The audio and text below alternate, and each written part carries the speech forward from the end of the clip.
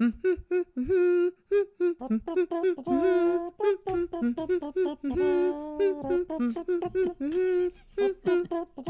do, do, do. Welcome to the Friends with Benefits podcast, a business podcast about revenue generating partnerships, not a podcast about business time with friends.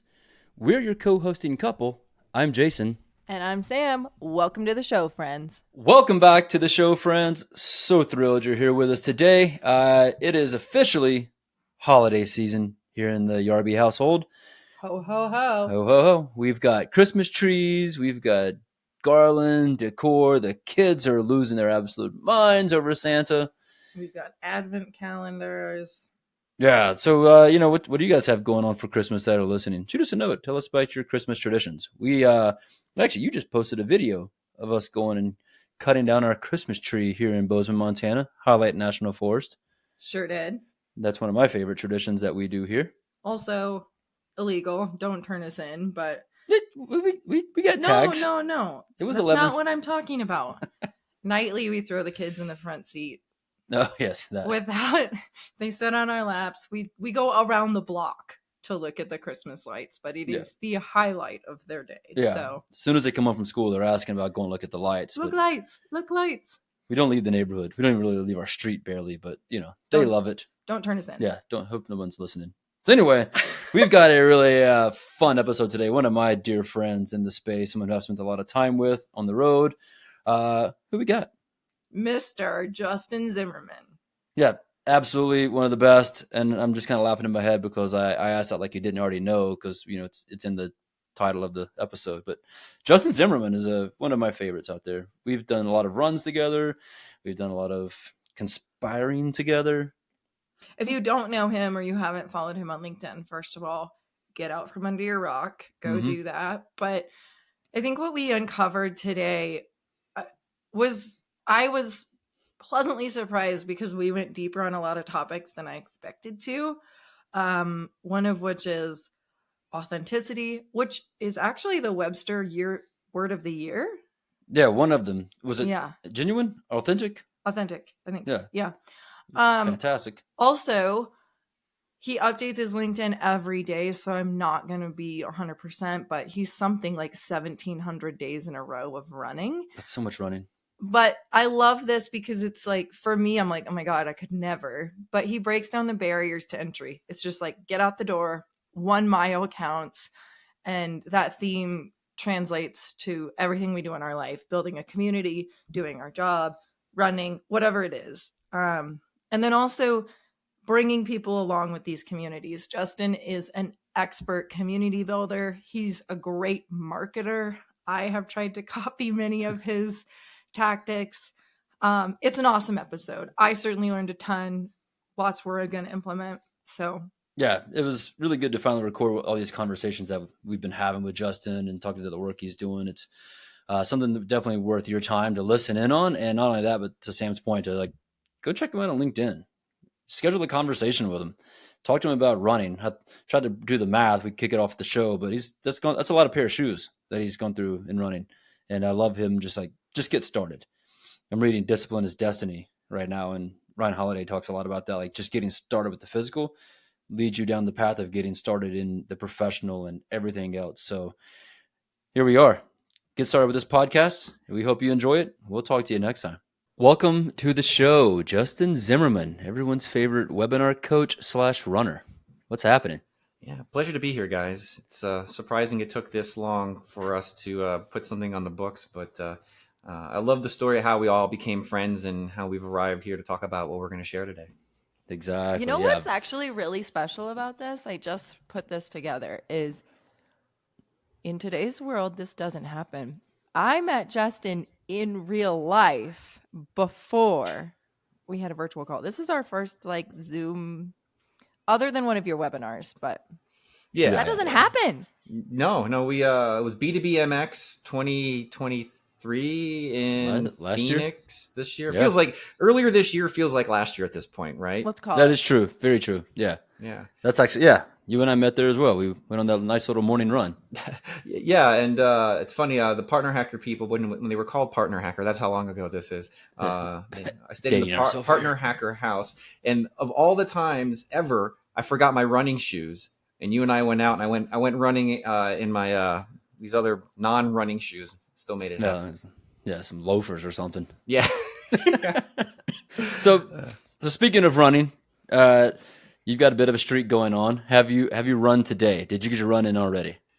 I didn't get it in just yet. I knew you were going to ask me that. I wanted to say yes, but I took my sweet time this morning. It's Friday. Ain't got no job. I got lots to do. Yeah, there you go. Yeah, gotta hustle and make that dollar. So, Yeah. how far are you going to go today? 3 to 5K. Just a little bit. I had a saying a while ago. I don't talk about it much now, but I can say do a little, a lot. Do a little bit, a lot, and then you build Often. that muscle. And so for me, people are running marathons and ultras and all sorts of stuff. And I'm like, my goal isn't that. My goal is just to kind of make it out the door every single day. And in about a week and a half or so, I'm going to be celebrating my 5-year running anniversary. So every single day, no days off, no days missed, rain, cold, travel, sick, injury, all conditions in which someone would experience over the course of 5 years, I've somehow managed to put my shoes on, put my hand on the door, walk through the threshold, and cross that barrier of like, okay, I got it done. And the check box is for me. I have my own accountability to myself, and how long and how far, that's really up to what's going on in that day. But I get it done, and I was sitting on the couch last night, kind of doing the math. I was looking at your LinkedIn. It's like 1,730 days, something like that. And I was like, good Lord, that's like almost 5 years. So you're right there at the 5-year mark, and that's incredible. So I do want to hear a little bit more about like what started this journey and kind of what's transpired since then. Yeah, so I think, we've got professionals listening to this talking about marketing and go to market, and we get a lot of that. But behind, the professional is a personal, and every person, has things in their lives that they're dealing with that if they get clear on them, they show up as a better person everywhere in their life. And so, Absolutely. like anybody else, I have my challenges and heartaches and pain points and problems. And I knew that there are things in life that are controllable and things that are not controllable. And so I realized at the heart of when I started my running streak, I had family issues and work issues and all these things I realized like I can't control. But the one thing I realized I could control is like my mindset and my approach.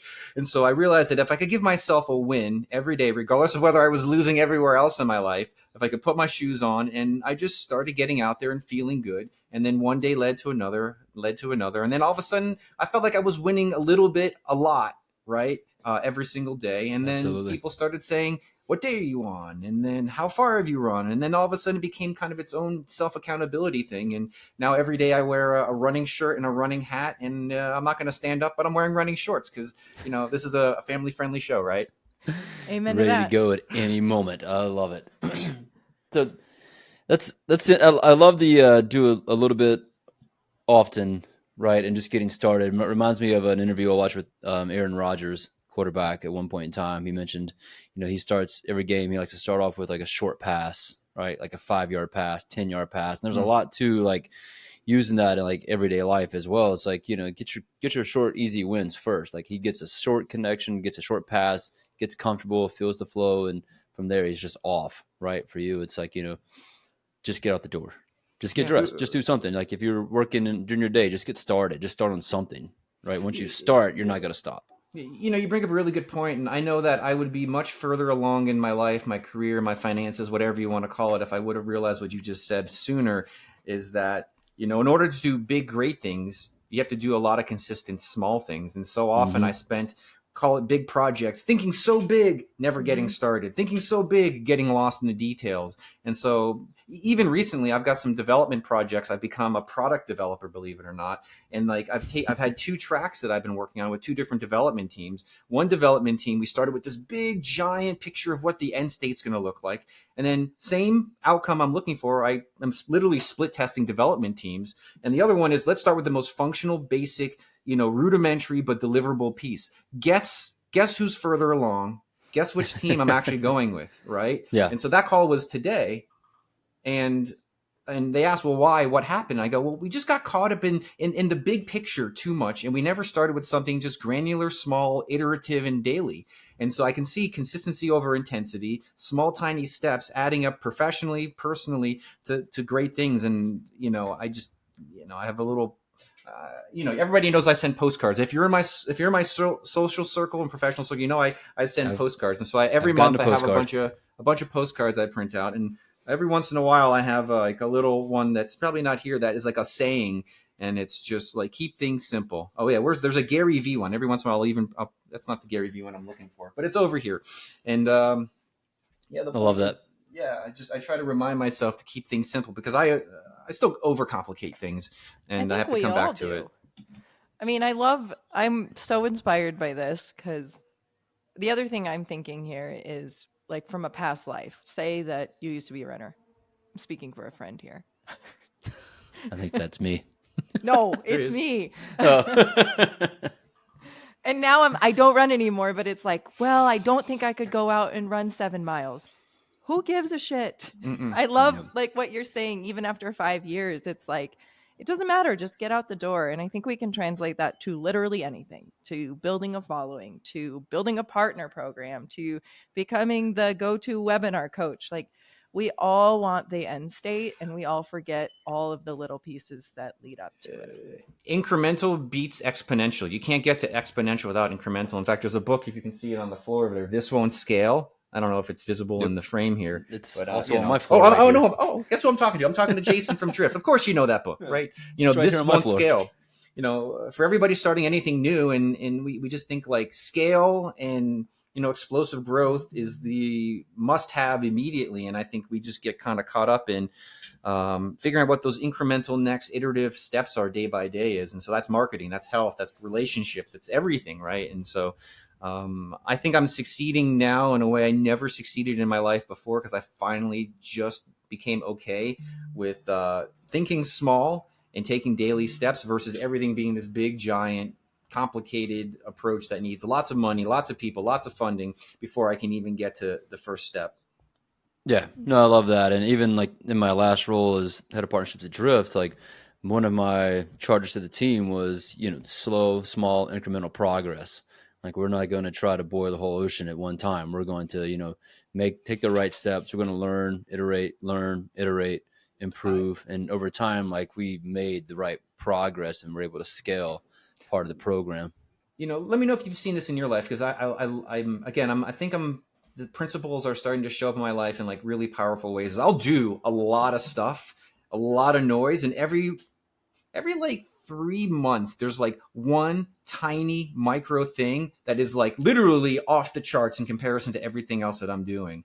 And it was because I just try to, in my copywriting, in my partner programs, in my content, and there's always like these one or two little things that I discover that then become, oh, that's part of the system. And so like just like I have this one little piece of copy that I've iterated over the last 6 months that now when I send it to somebody, I get a 50% response rate. And then that's now connected to this little follow-up piece that has, you guys get emails from me. You see how kind of micro tiny they are. And like the smaller I make it, and the more targeted it becomes. And now there's this piece and element that I've discovered that's now creating lead gen for me through like a single tiny question. I'm like, it's the tininess of stuff that I'm starting to see really, it's not big, it's small. It's like the goal is to do a lot of big stuff, but then find the tiny big wins and then build that into your systems. And so I'm just starting to see that show up as like this like discovery of like the simplicity and pulling those simple things out. And it doesn't have to be huge and complex to win.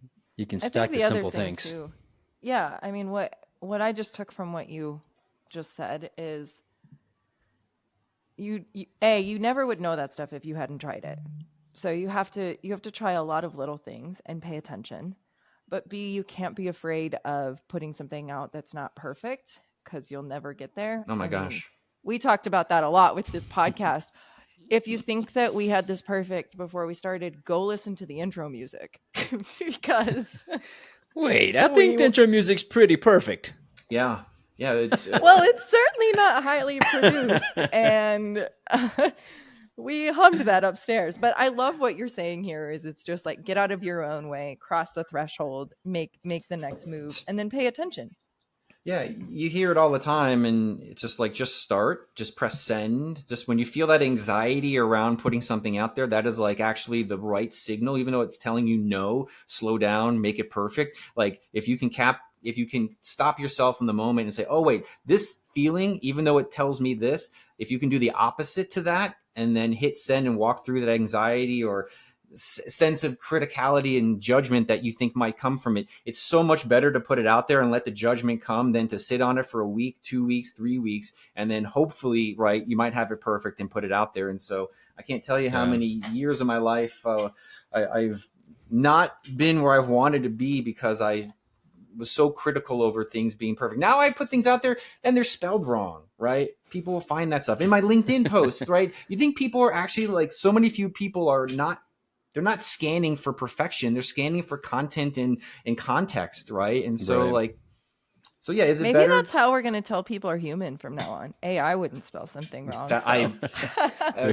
here's a Now little we have to secret. intentionally misspell things and use bad grammar. I'm Yeah. in. I actually, yeah, that's actually one of my secrets is if you get emails from me, I will abbreviate things BRB or, LMK. And, that AI is not writing that, Right. That's true. Yeah. right? Not So yet. let's talk about that because I love the way you are building your business. We have a lot to talk about in terms of your business, but you have said, I don't have a job, I have a community. It's true. So can you share, building a community is a lot of work. So much Can work. you share kind of the work that you have and are putting into building such an intentional community? Yeah, that's great. So let me give people, like, I think when they hear community, they have some really quick, like, mental go-tos as to what community means. Mm-hmm. And when you have those mental go-tos, it feels onerous and bigger and more complex than the way I've started it and done it. In fact, I have a sense of like wanting to be part of a community. So that's kind of the first thing. And then also cultivating a community. So starting with that feeling, but then the philosophy and methodology often leads to jumping to the technology. And so I'm going to change kind of the latter piece, the technology side of like what that means. So that way, anybody who wants to start their own community doesn't have to go buy a software solution and follow all the normal things that you think about with community. I'd say whether it's explicit, meaning like there's a Slack channel, there's a community tool, and you're actively like moving people into it, or something a little bit more ad hoc, the way that I've done it. People will reply back to me and say, Justin, I'm glad to be a part of your community. I didn't even really think about it that way until people started responding back. And so you can have like a distributed async, like you know, Structured. non-channeled structured community, as long as Yeah. people think that they're a part of something that you are creating, and then they hear and see and speak from you, and then other people are a part of it, and you use this thing that I call ABI, always be inviting. Always be inviting. So when you're Nice. inviting people, the language of invitation is a precursor to the concept of being a part of something. And being a part of something, right, is that sense of community. And so whether it's me in the personal styled emails that a lot of people who are on my list get, right, that I'm talking with Justin and people will respond back, I know you're not sending this to me individually, but it feels so individualized, It does. right? Yep. I know it's not possible for you to invite 2,000 people one by one to this thing, but the way you speak to people and the way you interact with them can activate that sense of bonding, that trust, that emotion of belonging. And that's the element here, is the belonging chemistry, right? If you know how to write and connect with people, that creates a sense of belonging. Where you move that next step to, whether it's a platform, a webinar, you don't have to have a formalized sense of community to build a community. Now that is something that can Right. happen, but you first need, in fact, that's probably why most community projects fail, is that they start with the technology and they hope by sending a mass email to go belong, that somehow that sensation and connection of belonging is going to happen through that process, versus the other side of it, first creating the bond, creating and Yeah. activating those emotions, and then learning how to shepherd that sense to other technologies that help amplify and create that. So for me, not having a job, which I didn't have and I still don't have, but I had a community, as I started writing on LinkedIn about topical things. And this is something we were all talking about, which is pick a niche, pick an industry actually first, and then pick a niche inside of the industry. So me, partnerships, next category in partnerships, partner marketing, niche inside of partnerships, partner webinars, right? Now you're known in an industry for in a specific category in that industry for a very specific thing that then people can relate to. And now when you talk to them, you're inviting them and connecting with them along those lines. And so for me, I've just been able to write on LinkedIn about those topics, about those conversations, and then we can talk about it more if we want on then how do you structure that language and activate those emotions that they get people wanting to bond and connect with you. Because every single day I get a LinkedIn connection and I've got a little piece of copy I talked about that I perfected over the last 6 months that on a 50% conversion turns into an email where people will say, yes, please invite me, because I'm inviting people to things, to whatever that next thing is. And now my list is this. And it's incredible. The last piece of this is instead of having a 10,000 person list or a 100,000 person email list, I've got a 2,000 person email list that performs at the same level of something that's 10 times, 20 times its size, because I activated personal connection with those people. When they get an email from Justin, it's not an amorphous brand and logo. It's Justin. It's me. And so people respond to people, not brands. Right. So you're talking about inviting people into like what it feels like into like your circle of friends. That's right. Versus and bringing them into like a paid community, like, partnership leaders or Pavilion or some of these others that have that community brand, which is nice. And I like what you're using, like that language of invitation, by inviting them to be a part of like what you're trying to scale and build within your business. Right. So you're just bringing your friends along for the ride at that point. That's how I look at it. I really try to write from a sense of friendship and you mentioned go ahead.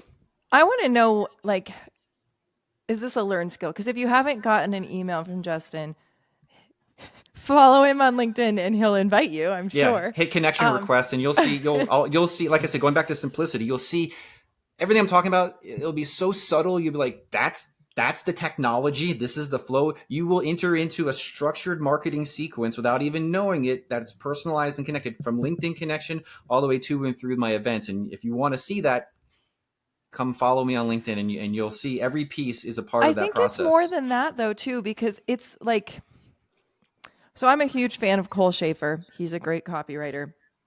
I actually have a lot of copywriters that I love and follow. And I'm going to put you in that bucket because I get so many freaking emails day in and day out. But for whatever reason, when an email from Justin hits my inbox, it cuts through everything. It feels like literally I have to read them a few times to be like, does Justin actually need something from Sam? Like, should I respond to this? Or is this one of his webinar invites or whatever? And that's like, it's magic. So my question to you is, was that a learned skill? How did you cultivate that? Yes and yes. Because literally I sent your emails to my marketing team and it was like, do this, make it sound like this. Yeah. The answer to that is I'm embarrassed to say that there's a genetic inherited aspect to it, and then there's a learned side of it. And so I'll start with the genetic side, which is like my mom's a very affable person, and she showed a lot of love and gifting and connection and nurturing and desire, like very high on the oxytocin, like how can I create and gifting and doing for others. And so I inherited kind of that sense of like, how do I make other people feel the way my mom made me feel as a kid? And then how do I package it and translate that into something that, there's also kind of the point of like, I didn't really have like the brothers and sisters that I wish I would have had. I have like one brother and I wish I had a bigger family, kind of thinking like that. So then I try to take that love, if you want to call it that, package it into my emails, and then build the family of people that I always wish I had in distributed kind of a personal way. So like this is, me looking back on 20 years of 20 years of therapy all in 5 seconds here. Yes, please. I'm here for it. But where it started, if I looked at the first couple of emails I wrote, oh my God, it's embarrassing. I had a friend make fun of me, and it still stands out, who's he's a great entrepreneur, and I actually worked for his business, and he pointed it out to me. He's like, I used to start my emails with greetings, dear sirs, or dear greeting friends. And I'm like, I saved that email because it was this structured, branded greetings, very like grammatically perfectionist Everything based, polished. polished, like what everything school teaches you. And like it took me years of like punching at that and looking at that and breaking that apart, and to finally kind of matching my personality and conversational style and like when I talk to people and how I want other people to feel when I'm talking with them, like if we were in person, that's been the skill I've had to learn how to cultivate and translate and then simplify into email and email copy, because it's Nice. hard to write. Like, you get a small email from me, it takes me an hour to write 3 sentences. Super hard to simplify. Super hard. So I do have a question. What was the call out from your mentor or your friend around the emails that you were putting? What Yeah, was he his specific feedback? he said, stop being so damn formal. Nice. Greetings, fellow Americans. Like, oh, greetings. That's like, that doesn't speak to anybody. Then, of course, I didn't pull this up for our conversation, but I found this. If you haven't, this is my mentor from 1999 when I was in high school. An audio book on a thing called a CD that you put into these Yes. things called CD players. If you haven't Some people yet read or may not know listened what to those are. this right here was everything that just took my conversational marketing career to the whole next level. Is Tell permission us what that marketing. is. Yeah. Tell us what that is for people who aren't on video.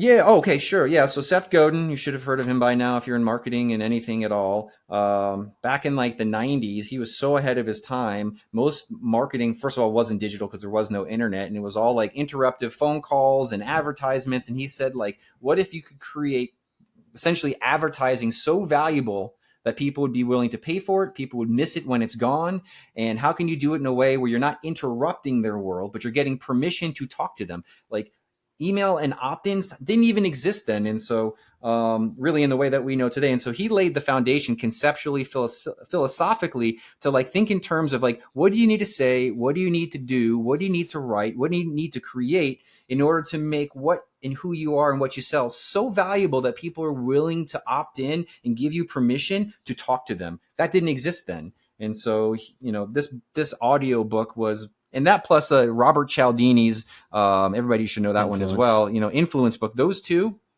like, those are like the two most, out of all the books behind me, those two things really stand out as like fundamental principles to, everything that I've built and been building and will build. Okay, so I have to give you a shout out really quick because on my notes app, I keep tabs of like podcasts I listen to and quotes and whatnot. And I just searched Seth Godin, and what I wrote down from him was incrementally add the amount of people on the bus, and then you connect them together and amplify their work. And I think that's exactly what Justin Zimmerman is doing. So, Yes. way to take what your mentors are saying and Yeah, do Seth's going to Yeah. be proud, right? 20 years later. And so I don't have any books or courses or anything I really teach on this. And, people can hire me and I build this into their marketing systems, and I try to share as much of the magic as I can. But if you really want to learn and go to the source that I've gotten it from, read everything Seth Godin, right? That's pretty much it. Right. And then from like tactical, practical copywriting stuff, there's a couple of books out there that teach you how to do it. So just, Dan Kennedy stuff and salesmanship and there's the one great copywriter, his name forgets. I had his course for a while, but yeah.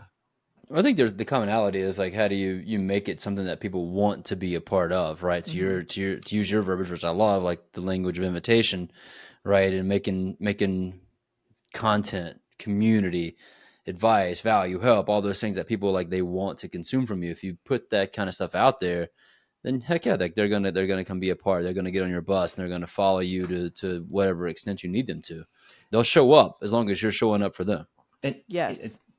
and I want to add to that is that there are people who are going to listen to this and say, "Oh, I don't know what product or service I'm going to sell yet," or "I'm a business and I'm an owner, I'm a CEO, I'm a CMO or CEO, and like, where does this all lead if I make this investment of time and energy?" Because it is not insignificant, Right. Not at all. It's a lot. But Every day. I guess another book over here is like if you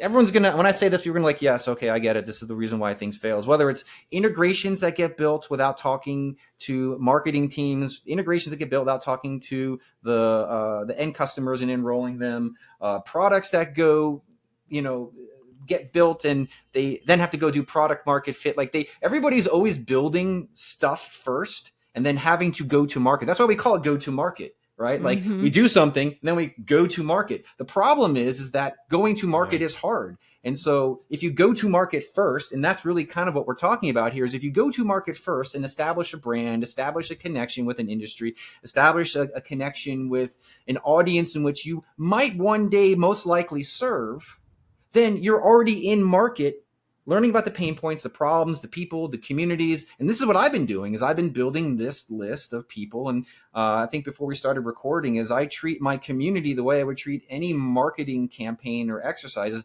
I've got data enrichment. I'm collecting roles and titles and all these different points of segmentation. So that way later on, as a copywriter, I can go in and say, you know what?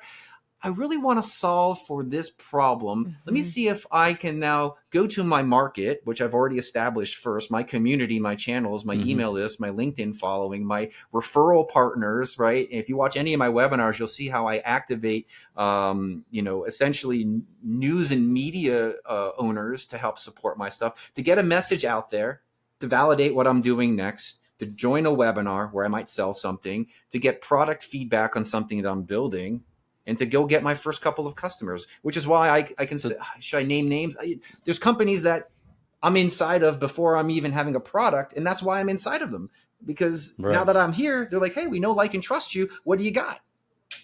Yeah, so you're using your that go-to network, as Scott Leese likes to put it, right? You go to a network and you frame it up within the network. You learn from the network, you bring it back, you read on the product, and you're creating for what your community wants, needs, and finds helpful. Like if you're actually engaged and involved and showing up for them and learning from them, you can build a product that's going to help them. You just got to be willing to invest the time and have those conversations and understand at least a little bit of around where you're going, what your North Star is. Us as marketers and partner people are in such a special, privileged position, especially if you're employed right now. Like if you're being paid every day to go talk and connect with other companies, and you're not also simultaneously building your Rolodex, right? You're not building your CRM. You're not Yep, capturing and owning those relationships in a system that allows you to, no matter where you move or go to, bring those relationships with you. that's Like it. That's your go-to network. you're really missing out on an opportunity to either be a more highly valuable candidate in your next role and job, or go and start your own thing, because now you have connections and a automatically scalable way to reach out to those That's it. people. You And I know think what people are going to though? be hired based off those networks here going forward. Sorry, I was just having this conversation with a company earlier. It's like they're looking for a certain candidate and they want to have, X amount of network connections, like before they even consider like interviewing the person. Like, yeah, we got to know that they have networks and connections into these types of companies and verticals. I'm like, oh, okay, so we're there. Like, Yeah, build I that mean shit now. that's how I got my job. This is true. Yeah. But I think too, I love, love, love what you said, Justin. And I think a lot of people aren't capitalizing on that opportunity, but it doesn't stop at just partnership people. I mean, CS people, they're Yeah. talking to customers all the time. Salespeople, they're talking to prospects all the time. Those are all tremendous opportunities to build your network, not only for your company, but for yourself. And yeah, we get a privileged position because it is literally our job, but it also is literally everybody else's job too. You just have to change your perspective on it. Oh yeah, and there's people like I think of Kat Shook over at Six Sense. I'm not sure if I said her last name right or not, but she does a fantastic job. She's a enterprise AE, and she's building a hell of a brand for herself on LinkedIn and doing a great job there. And she's getting the recognition.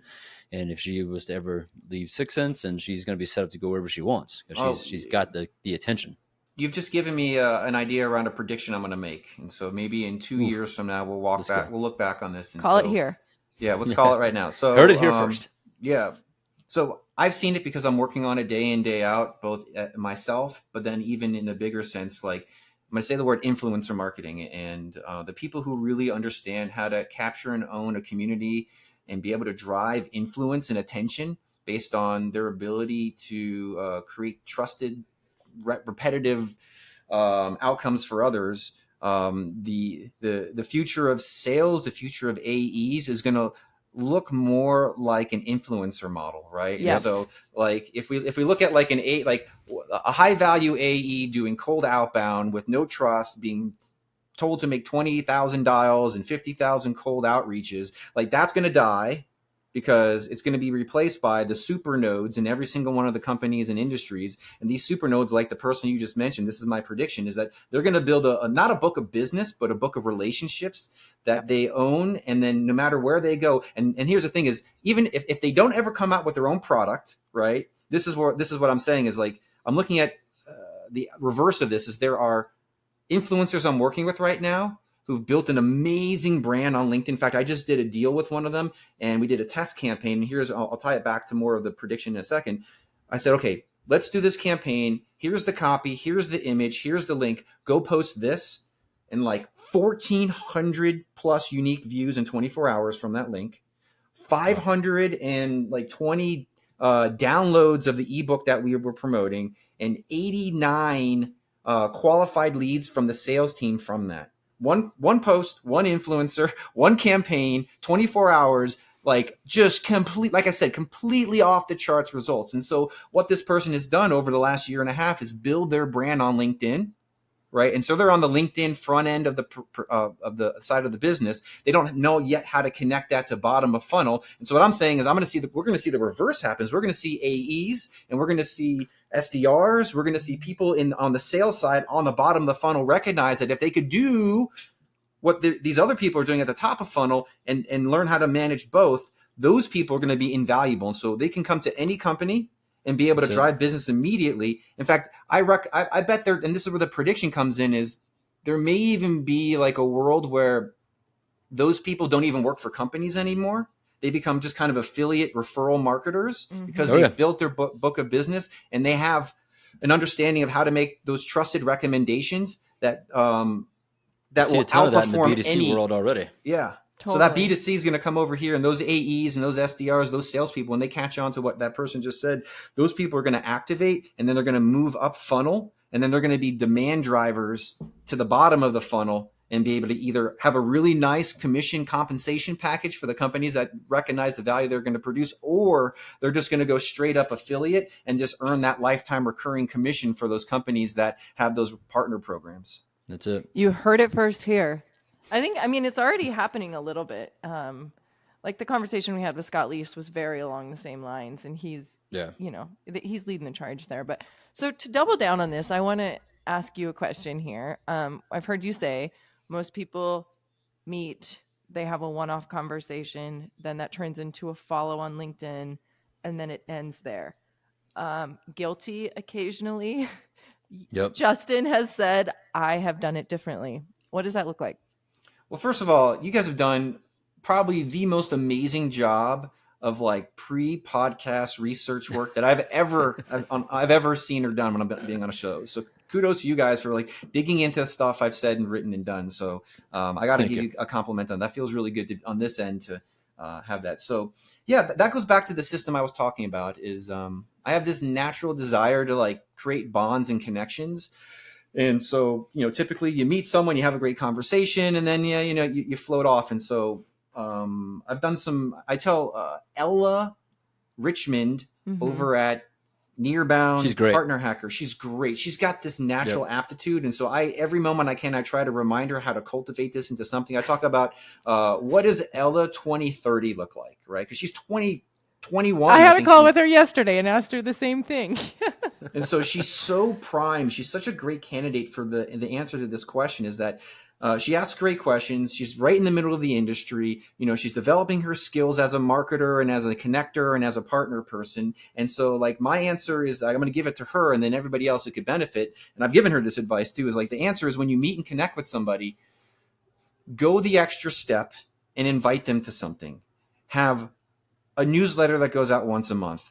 And a newsletter can be a single email with 5 sentences and it says, hey, what's up? Just catching up, saying hi. I read this one article here. Go check it out. It doesn't have to be anything complex, but like stay in front of people for the lifetime of your relationship with them. And so instead of just taking a card or who does cards anymore, or meeting somebody and scanning their LinkedIn thing, have like 1 or 2 more steps to follow up with them and get them into your own. I tell her this, getting them into your own personal CRM. Go use HubSpot, right? HubSpot has a free up to 3 million contacts for free, right? CRM that as you get better and more advanced, you can activate all the other features. HubSpot's not just this big expensive thing, which it is, but at least use HubSpot as your main CRM. I think I'm on their starter plan, which is like $50 a month, and it gives me custom fields and stuff. So $50 a month, go make the investment.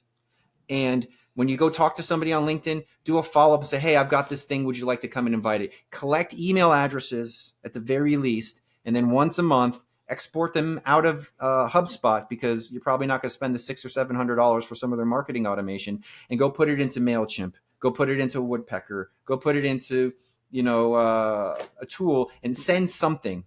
Just send something. And so that's as simple and like most, like, because then you compound that over 10 years, Ella, right? 1 person, 2 people, 5 people, especially her, in the position that she's in as partner people, she's going to have 10,000 people who she stayed in contact with over the last 10 years. And when she's ready to go make a move or start a podcast or write, like, instead of trying to go to market later, she's been in market this whole time, building her personal relationships. And so for me, that's just like, and that goes back to the beginning of our conversation around, let's do small daily doses of do it, incremental over exponential, right? Like consistency over intensity. And so for me, that's like if you're 20, if you're 30, if you're 40, if you're 50, right? Like you can still start and do it. If you're human, if you're still alive, just do the right thing a little bit, a lot. So I love this, and I know we both have questions to follow up with you on. We've all received these like follow-up emails. Actually, I just showed Jason one the other day from, I'm not going to name names, but a highly well-known influencer connected with me, and it was very simple. It was like, hey, thanks for like engaging with my content. That was it. So I was like, oh yeah, you're welcome, follow up. And then immediately the follow-up is, follow my newsletter, make sure notifications are up for when I post. It was all like me, follow my newsletter, follow me, follow this. So what advice do you have to like make that sincere? to tack onto that, like my follow-up question was going to be like, talk us through like how you got started here, or what advice you would give to somebody. We'll keep using Ella as the example of like, you're getting started, right? How are you getting email addresses? What are you inviting them to? Yeah. So to kind of tack on to Sam's question. Sorry. Sure. So if you're in market, and like I said, here's the structure, right? Like I said it before, industry, category, niche. If you're in an industry, like you probably are, like that's the first thing you need to have. Might not need to know your category. And like when you have your niche, that's when you have your calls to action, to bottom of funnel, and like business and rev stuff. Like until you figure that out, well, like don't worry about it. You don't need people. If someone gives you their email address, like you don't need to like ask people to double down on follow me on LinkedIn, Twitter, like, what does that feel like? Don't do that. Right. So, the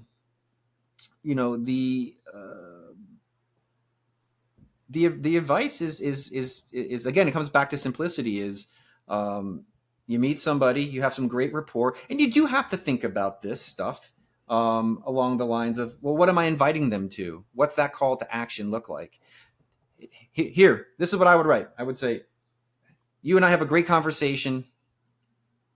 I actually use this. So, okay, here's proven use case from this is people join my email list. I often get a professional email address. Last month, emailing was the worst for bounces and invalids I've ever seen. Why? Because more people have lost their job. And I can tell when people have lost their job sometimes before they know it, because the email bounces or the rest of the team. It's actually sad and scary. And so I'm like, wow, this is a good indicator of what's going to be news eventually, is the number of email bounces I get on professionals. But what I end up doing, and this comes from my heart, is I still want to stay in touch with you. I don't care about your email, what company you're at. I care about the individual person. And so if they go to another company, so what language I would use to get people to start with is the language I use to get people to stay engaged with me after they leave or lose their job. And so, yeah, funny is like, hey, how did you know? I'm like, oh, your email bounce, right? And so what I ask is, hey, so you have a great conversation on the front end, they're not on your list yet. and you want to build this community style of connection and like personal authenticity at scale, right? And so you have to think systematically. What you ask here, you need to ask always here, and what you say here, you ask always here. And I'm always testing out that copy and then building that into systems and flows. But the thing that I would take from the back end when I lose somebody, and it feels like a loss to me. It's like I feel like I've put connection into that relationship, even if it was a one-time interaction. Like, how do I build this family of friends and connections? And so I bring that forward, and I would say something like, hey Sam, we had a great, like we would meet and say, hey, we had a great chat, or Jace, we had a great chat on our run, right? That was so great. Hey, let's stay in touch. You want to stay in touch? Yeah. Okay. Well, and then, and I don't even ask for the email. I'm just like, how about we stay in touch? That was great. Right. Question mark. And then the person's response is yes. And then I say, well, great. What's a good email address for us to stay in touch with? That's what I use on the back end. The version on the back end is, hey, I noticed your email bounced. Hope everything's okay. I'd love to stay in touch. Would you like to continue to stay in touch? Yes. Okay. Now, do you want to continue to be subscribed to my newsletter? No, Right. no one's connecting to my newsletter. They're connecting with me, the person, the individual. Right? That's the difference. Is do you want a newsletter, or do you want to stay in? And people will say, yeah, I want to stay in touch. And I'll get a 30 or 40% reactivation, if you think about it that way, from an email, and they'll give me their Gmail address. So now I'll go update and I've got some Zapier scripts that I've written that find email addresses and will go update the contact, or yada, yada, yada. But you can still do it manually. In fact, actually, I've written a Zapier thing when email bounces and goes into global bounce. There's a campaign that runs if I have their LinkedIn email, their LinkedIn URL. It'll actually send a LinkedIn message to them and say, hey, and so actually we'll do it automatically. How sophisticated you want to go, right? So that way you have two channels of connection. Email fails, right? You still got LinkedIn, which is kind of usually pretty permanent. And so I've got this system that will, and then they respond to the LinkedIn, and then my Zap will see the LinkedIn, and it will find the @ sign and then pull it out, look up their contact record, re-add, and then send them an email later and say, hey, thanks, I re-added your thing. I'm glad we stayed in touch. This is like a freaking Bible/workbook. But this First was of all, all Ella, you're welcome for the mentoring session. Yeah, you're welcome. But this was all incremental. I didn't just one day say, hey, I was like, oh, I want to stay in touch with them. Well, what can I do? And I did everything manually, figured out what copy worked, saw what worked, and then put the automation in place behind these. Like I said, it's just so simple. It's like to stay in touch and to build great relationships. It's not this complicated stuff. It's invite people to things when you meet them. Hey, let's stay in touch. So like, what were some of those things in the early days you were inviting people to?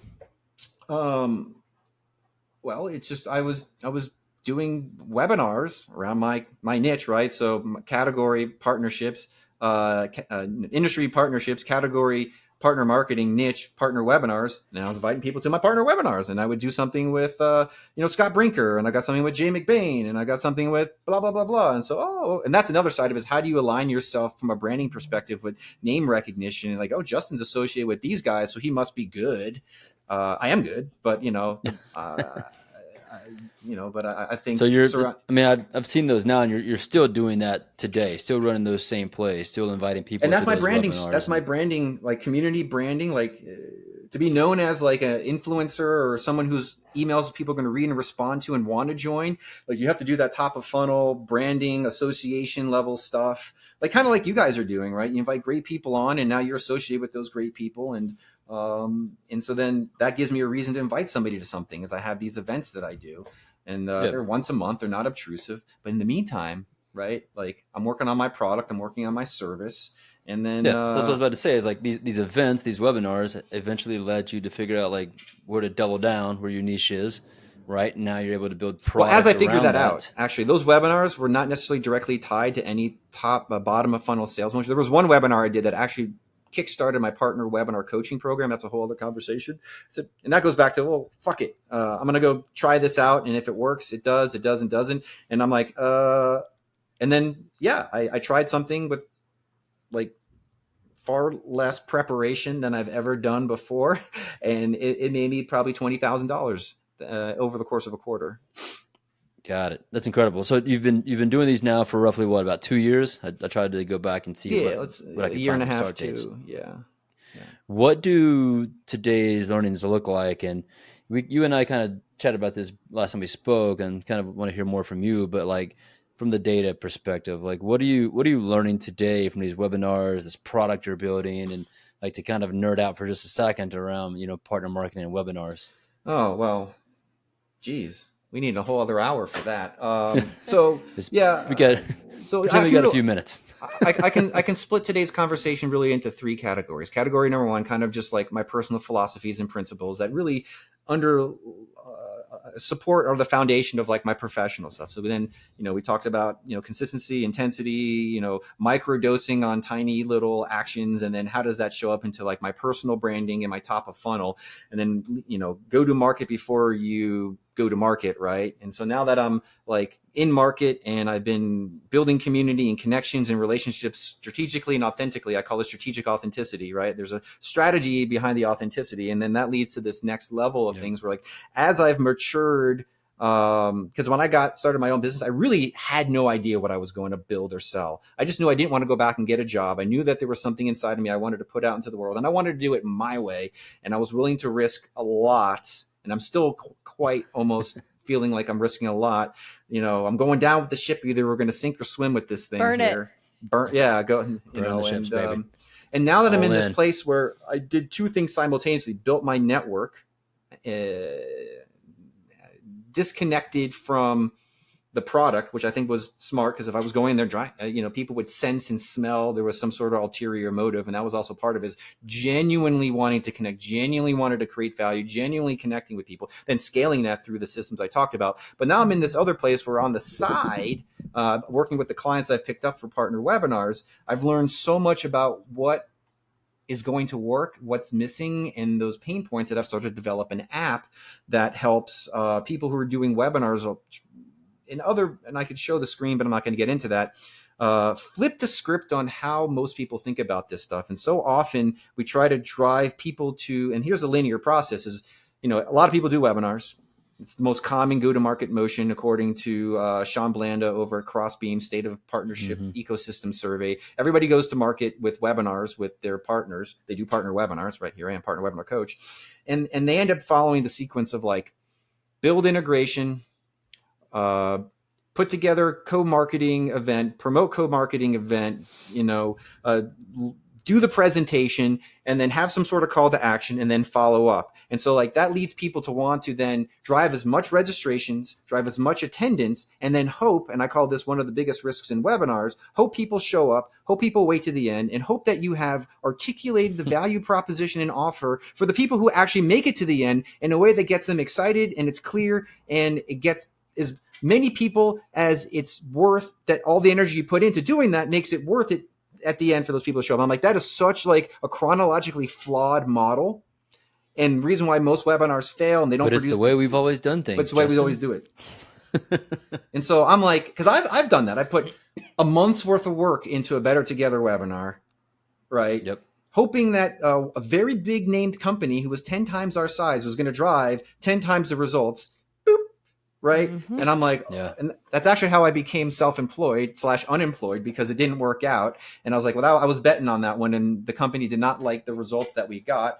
So I got to go fix this. And so I went off and fixed it. And what I discovered is, and this is the tool that I've built, is that how do you find prior to attendance, regardless of whether people attend, regardless of whether you have the most articulate stage selling, articulate closer, partner, marketer, host to get people to click, trial, and upsell, regardless of whether you've done the great job of articulating the value of the proposition of Better Together story in the webinar itself. What we're really, really, really, really looking for is the data, first party data, who's in market with a certain level of pain points and problems, and do they fit our persona to send a qualified lead to sales? And so as soon as I started to realize that this is a first party data collection, segmentation, and then SDR style sales routing equation, it totally changed how I go to market, totally changed ebooks, webinars, demos, access to communities. All those are opportunities for you to say something to the market, to get them interested, excited, to raise their hand, to come through this potential data toll gate. And then you're going to do one of two things. And this is the tool that I've built to find the hand raisers and separate those who are here to listen and learn only, and those who are interested to try and buy a product or service and are in market, but not quite at demo stage, not quite at trial stage, but earlier in that process. And so what do you need to say and do during these registration processes to capture that information and then find qualified conversations and leads for sales? And so I've built this tool that's going to be something called hand raising, something to capture that demand and then get that connected with sales immediately. And so that's what I've been building. And webinars are only one of the major vehicles that companies go to market it around. But I've also applied it to, again, other points in the buyer's journey where people are opting in, exchanging information, first-party information for content. But I've had this conversation with Mark Killens, and I think event intent is some of the most killer, overlooked, underutilized intent data you can have access to and to provide, especially if like you have a certain very specific topic that someone has raised their hands to attend, they showed up, they took some sort of engagement within the webinar, chat, question, emoji, something, like they're involved, they're engaged, they're showing up. So like that is some real serious intent. If you can find a way to bottle that magic up, then I think you've got something great.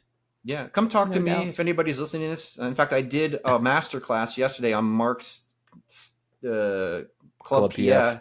And so I just delivered this webinar to them yesterday in the masterclass around event intent. And so if people are doing events, come reach out to me. I'll walk you through a process that'll help you separate. In fact, I was talking to Katie over at HubSpot. They just did Apollo's event, and she's like, yeah, we got a list of registrants and attendees, but we're treating everybody the same. And we don't know who's in market to have any sort of targeted follow-up with. So I told her what I'm doing. She's like, oh my God, Justin, we needed this yesterday. Yeah. I'm going to check out that masterclass. I would encourage anybody else to do so, because the conversations I've had with both you and Mark are pretty eye-opening, right? That's something that I thought about prior to like actually talking with Mark, but there's a ton of data, a ton of richness in events and those hand raisers and how they're engaging through in. Like there's so much goodness there. And I can't wait to see what you build, man, what you bring to market, because I think it's going to be great. And obviously you got a lot of fans out there and supporters, so it's it's going to be a good liftoff for you. And I would have done this at the beginning, but I just really kind of wasn't in the mood. But here's a little secret to the sauciers. Here's a play that I give away for free in every one of my webinars and podcasts I do. And so for the listeners, I'm sorry you're going to miss this, but for the live watchers and recording, what I recommend you doing is printing off a high value ebook or blog post or guide or slide deck. And then at the beginning, this is the best place for it because most people don't stay to the end. I mean, we're at an hour and almost here. And so hopefully, you've made it this far. But at the beginning, right around the 10-minute mark, you have peak attention on anything live. Go print something off, give yourself a sales pitch, and tell people that if you'd like to get a copy of something relevant to their world, in this case, event intent, right? I talk about in this slide deck from the Supernote event, how to do multi-partner webinars that generate 1,000+ registrants. Hold something up to the screen, give yourself the opportunity to capitalize on that, and tell them they're going to get all the templates, all the tools, all the walkthroughs, and the incomplete video for it. And then flip to a page and hold up a QR code that launches on your screen an email scan right there in real time. And this will pop up an email on your screen, and you'll drive leads and intent from a live audience. So now you're generating more than just your normal average registrants. And then there's a follow-up sequence connected to this that gets into sales discovery questions around people who want event intent, multi-partner webinar training, and how I can help them. And so this is the top of the funnel for me on events and podcasts and webinars like this that will allow people. And you guys should hold your phone. Watch what happens. I want to see your guys' faces on this. Let's see.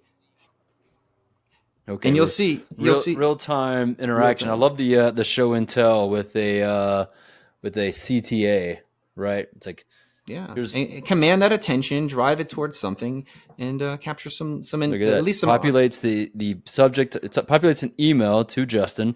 Can confirm that is his email address. I emailed him this morning with a subject line populated and the body of the email populated. So all you've got to do is hit send. It's a very mindless action that you do to get the product that Justin is mentioning, and it's a CTA, and it captures leads in real time. Layers of intent.